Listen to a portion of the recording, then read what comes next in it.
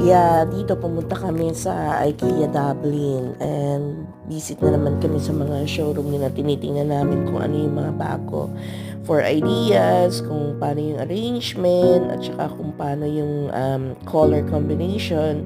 Magkakaroon ka ng idea and motivation how to arrange your own. And then ito, ayan, dami talagang pupunta dito, families, and lalo na yung mga bagong lipat, and itong klase ng bed na to, napaka-comfy niya.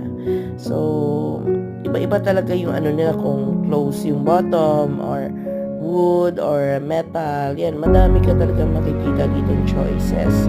At saka iba-iba yung format nila and yung theme. May mura din naman and medyo may mahal, depende sa quality and type ng bed na hinahanap mo.